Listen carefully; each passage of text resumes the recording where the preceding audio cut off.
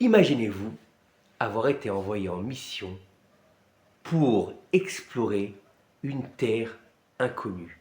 Une terre qu'on vous a promis extraordinaire, avec des fleuves, avec des fruits, avec une terre fertile. Et vous avez été choisi, vous et 11 autres personnes, pour être l'explorateur de cette future terre. Vous avez été choisi parce que vous êtes quelqu'un d'important. Vous avez étudié, vous avez passé tous les tests, vous avez fait ce qu'il fallait pour montrer votre aptitude à pouvoir aller faire cette mission. Et quand vous allez arriver là-bas, on ne sait pas ce qui se passe, peut-être que l'air n'est pas sain, ou peut-être que ce que vous avez vu, vous allez vous tourner la tête, vous et vos compagnons d'exploration, sauf deux, vous allez devenir fou. Vous allez raconter n'importe quoi sur ce que vous avez vu au retour de votre mission. Vous allez mentir en racontant quelques trucs vrais, mais dans l'absolu, vous allez faire un rapport catastrophique. Pourquoi? Quelle est cette histoire? Dans la paracha de la semaine, la paracha de Shelach, on connaît tous l'histoire des explorateurs, des 12 explorateurs qui ont été envoyés par Moshe Rabbeinu pour explorer la terre d'Israël avant la conquête de la terre d'Israël. Et 12 hommes vont être choisis, un par tribu. Et la Torah va nous dire, c'était des hommes, Anashim M. On sait que la Torah ne dit pas des mots en l'air. Si elle te dit que c'était des hommes, ça veut dire quoi? Oui, on t'a dit elle a envoyé des hommes, c'était pas des femmes alors? Non. Vous croyez que c'est une question de genre? Non, c'est pas une question de genre, on n'est pas à ce niveau-là. On n'est pas en 2026 de notre ère où on cherche les genres des gens. Non, on sait que c'est des hommes. Puisque les femmes n'allaient pas en exploration, c'était le travail des hommes. Et donc on a choisi des hommes, ça veut dire quoi? On a choisi des hommes de vertu. On a choisi des chachamim, on a choisi des gens qui étaient intelligents, qui étaient des sages, qui étaient des tzadikim. Et on voit qu'ils vont revenir, ils vont faire quelque chose de catastrophique.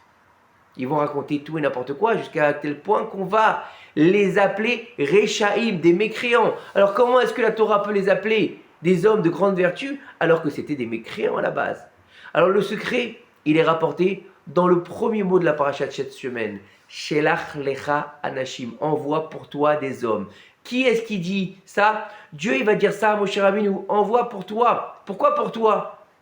Envoie pour le peuple. C'est le peuple qui a demandé à explorer la terre d'Israël avant de la conquérir. Donc pourquoi est-ce que c'est Moshe Rabbeinu et c'est pour lui? Qu'est-ce qu'il va en tirer, Moshe Rabbeinu, d'avoir envoyé des hommes ou pas? Et le Or HaChaim HaKadosh, il va nous dire quelque chose d'extraordinaire, quelque chose de surprenant. Lecha, pour toi, Moshe. Moshe, ces gens-là, tant qu'ils sont proches de toi, ce sont des hommes.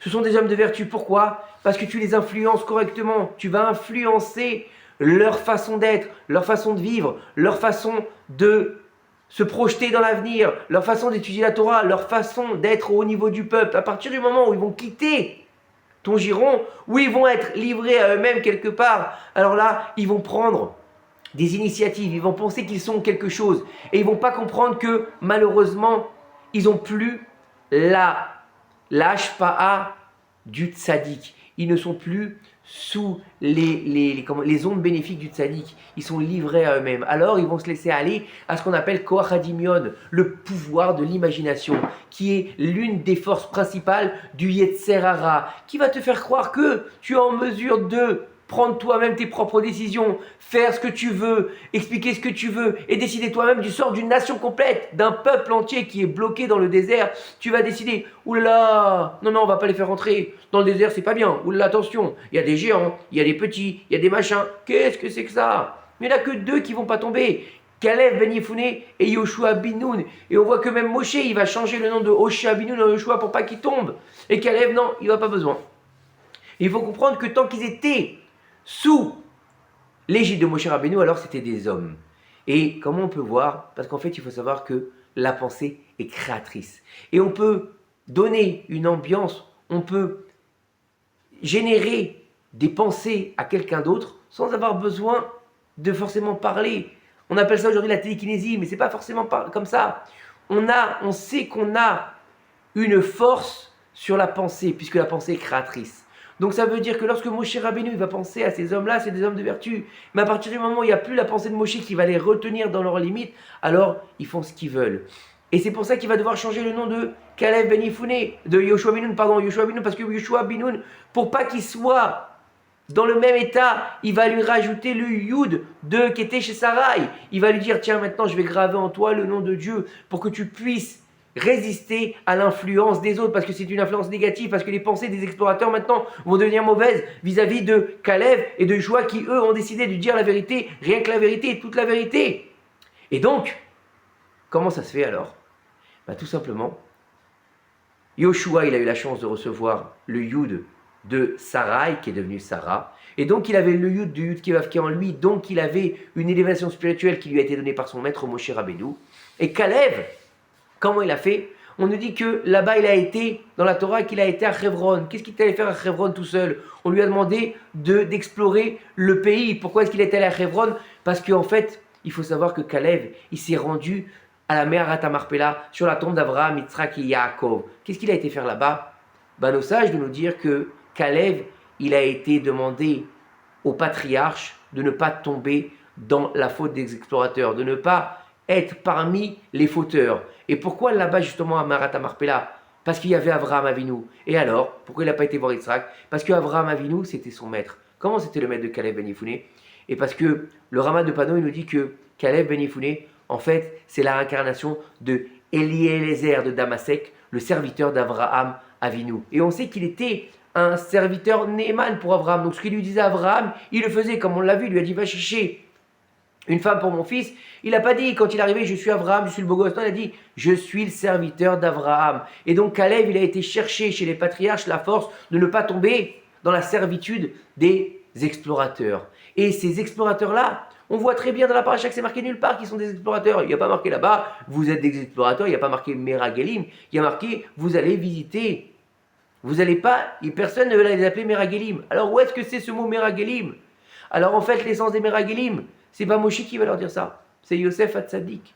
Dans la paracha de Miketz, lorsque les frères ils vont arriver, les 10 frères, pas les 12, les 10 frères, il en manque 2. Les 10 frères ils vont venir pour acheter du blé en Égypte. Yosef, il leur dit des paroles dures. Qu'est-ce qu'il leur dit comme parole? Vous êtes des explorateurs. Vous êtes venus explorer la nudité du pays. Donc vous êtes des explorateurs, je vais vous arrêter. De qui c'est des explorateurs? Il sait très bien que c'est ses frères. Pourquoi est-ce qu'il va utiliser ces paroles-là? Parce qu'en fait, Yosef, c'est un prophète. Et Yosef, il sait ce qui va se faire plus tard. Alors il leur dit, en sous-entendu, ne tombez pas dans la faute des explorateurs. Ne tombez pas dans cette inertie qui va emmener le peuple à sa perte, qui va faire que, parce qu'un acte, il s'est produit dans le désert il y a plus de 3000 ans, et bien jusqu'à aujourd'hui, en 2026 de l'ère de guerre, on va payer cette nuit-là. Pourquoi? Parce que les explorateurs sont entrés quand? Le jour de la veille de Tisha B'Av.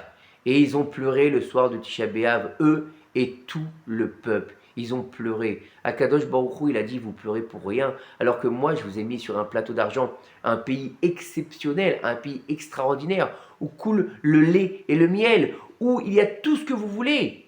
Il y a aussi bien des minéraux précieux que du gaz, que des fruits extraordinaires, que du lait extraordinaire. D'ailleurs, Israël est devenu champion du monde des fromages cette année.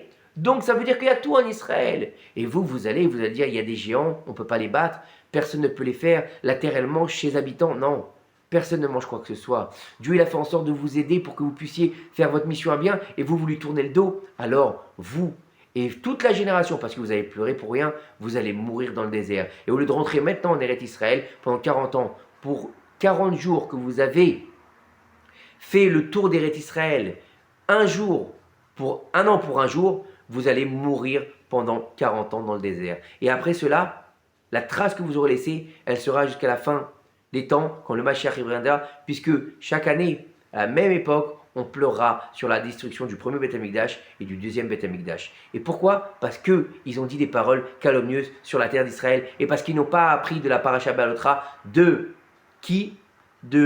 l'histoire qui s'est passée avec Myriam, la sœur de Moshe Rabbeinu.